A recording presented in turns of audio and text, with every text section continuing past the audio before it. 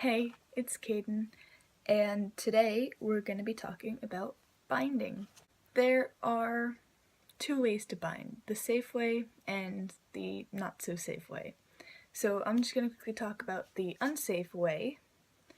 I'm going to talk about like good kinds of binders to get, and then I'm going to talk about alternatives if you can't get one. Okay, so first things first, a lot of people use like duct tape.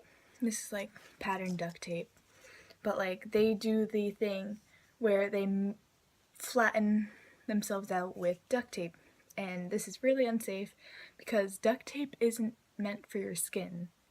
And if you use medical tape, that's not safe either because you're causing damage to your chest. Like, you're not supposed to tape yourself up in that way with medical tape. You're just supposed to like close gauze or something to yourself with medical tape. You're not supposed to like strangle yourself with medical tape or like duct tape, especially duct tape.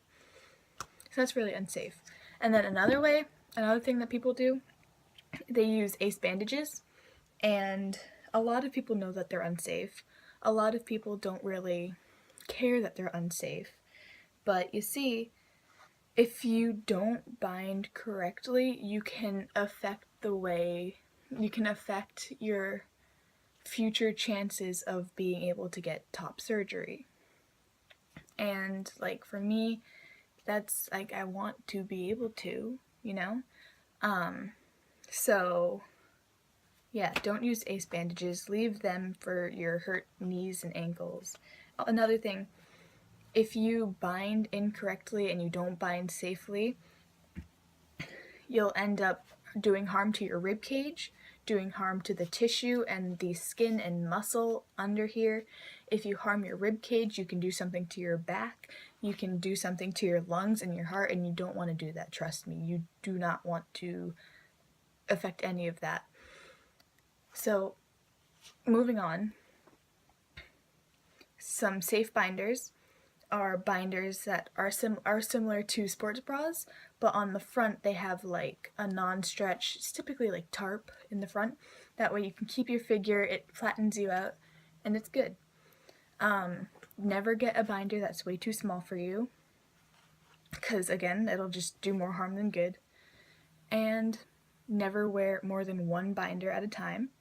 Don't wear a binder when you are doing any sort of physical activity because it kind of restricts your breathing. If you've worn a binder, you know what I'm talking about. And never wear it for more than 6 to 8 hours. Also be careful in the heat with them because they can get really hot. But luckily the cold weather, if you live in the northern hemisphere,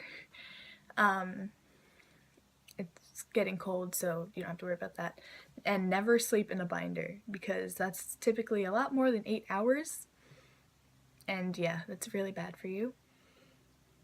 So then, safe ways to bind. Buy a binder from Underworks, or like, binders like that. I kind of already talked about that. I'll leave some links in the description below for like cheaper binders or used binders, and then also like new binders that are like really good. And then, where was I going? Ways to bind without a binder. So this can be really hard because, for the most part, only binders can really make you look as flat as it is possible to be. If that makes sense? Wearing a sports bra that doesn't have any padding in it is good. Just wearing like loose clothing. If you're wearing a sports bra, wearing loose clothing helps hide it. Sweatshirts are really helpful. I don't know if maybe I can find the link to the video, but there's a way that you can almost bind by wearing like, the tank tops that have like that little built-in sports bra thing. I don't know what it's like. It's just a tank top. It's just like a typical tank top, and then you just like fold it up a few times. I don't know how it works. Like I said, I'll try to find the link or something.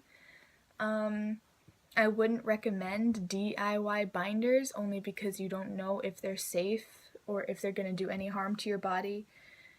And also, I wouldn't recommend wearing 2 sports bras. Just go with your gut and make a right decision. Maybe talk to your doctor if you're comfortable with your doctor and being like, hey, do you know any possible ways I can do this? Like, how I can bind safely. Or talk to a friend. This is what I did. Talk to a friend and see if they're willing to buy you a binder, and then you can just pay them back. And it's as simple as that. Like, just make sure if you're not out to your parents and you don't want to come out to your parents, you put it in a secure location. So